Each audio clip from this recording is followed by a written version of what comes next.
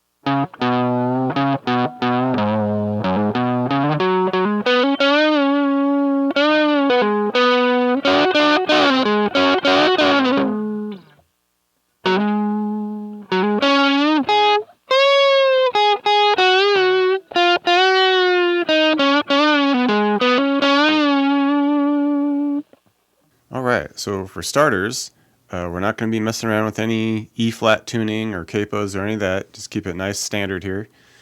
So we'll be using this bar chord shape so we can get that same A-flat key that the recording is in. And pretty simple, just bar the 4, got the 6 on the A and D with the 5 on the G here. And it's just strumming through that, kind of a loose shuffle. Something like that. And at this point we get to do this fun little scale up and down where all we really need to do is just lift off with everything except for the ring and the middle finger here. So we were just left with this. Alright. And we're going to be shifting that. We just take that shape there on the G and the A and we're going to bump it up from the 6 and the 5 here. And we bump it up 1 to the 7 and 6, and we mainly want to focus on those two, but if we hit some incidental, like open B and E under it, it actually sounds pretty good. So it's no big deal there, but we're mainly just wanting to focus on those two strings. Keep the D muted, and it's pretty easy to do. You just kind of lightly have your finger touching it. So we're going from 6 and a 5. Alright. And then we bump it up 2 frets to the 9 and the 8. And like I said, if you hit some incidental B and E strings, no big deal. Sounds good. Okay, and then we just walk it back down to the 7 and 6, to the 6 and 5. And then we would just get right back to our A flat chord. So kind of a fun little exercise on just, keeping that motion going, that shape.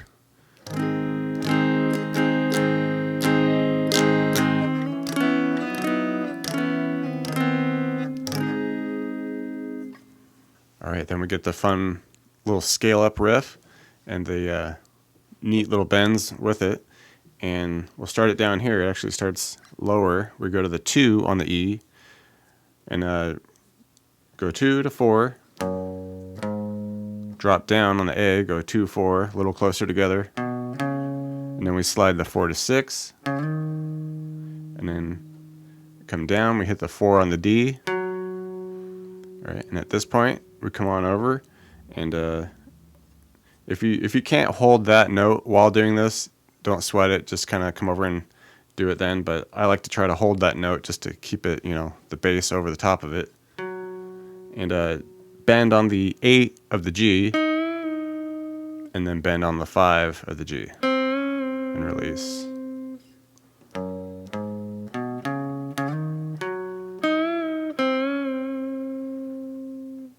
And the second part of that scale up, we kind of just only do part of it. We start with our 2 to 4 on the E, our 2 to 4 on the A. And at this point, I'm looking ahead, and I want to keep, the bass note over the top of my bends coming up. And to do this, it helps me if I just go 2 to 4 and hit that 4 with the middle finger, so I got more fingers to use coming up here. Alright, because we're going to take that, slide it up to 6, and that's the note we're going to hold over the top of the bends. And it's that same initial bend at the 8 of the G. So now you see why I want that pinky available. And now I've got my pointer finger available to hit the 5 of the G, bend and release. And now we're going to add even one more. And now we got the ring finger available. And it's going to be a bend at the 7 of the B, bend and release. Okay, so we add one, take one of the notes away from the scale up, add one to the bend.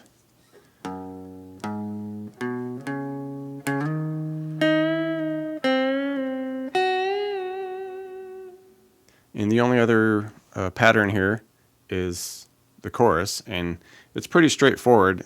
If you want, you can just strum out the chords, no big deal. It just drops down to an E. But I kind of like to add what the bass is doing here, because it seems to be doing all the fun stuff. And to do that, I want to do more of an E5 shape, and so instead of having that 1 on the G, I just like to make that a 4 on the G.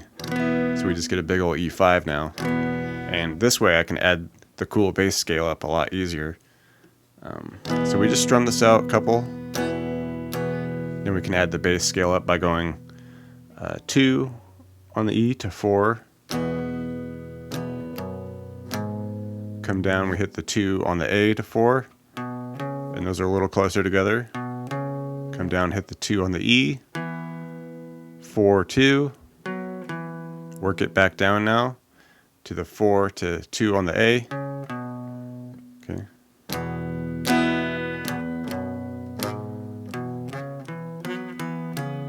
And if you hit some strings under it, no big deal. It actually is good because you're keeping the chord going. All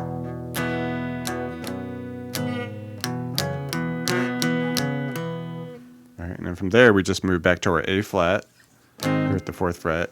Strum it out a couple here. And we can add the bass D scale with this, which is just lift off the 6 with the pinky there and make it the 4.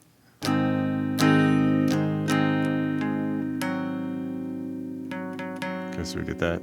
And then we just come back through. We hit the 6 on the A, lift that off to 4, and then we go 7 to 4 on the E.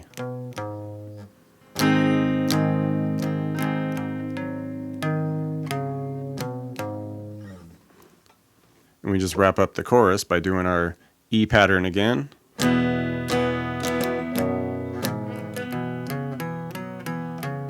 And then we just land on a F sharp now. So just 2nd fret there, 4 on the A and D with the 3 on the G.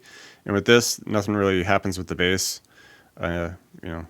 significantly. So we just can just strum this F sharp out.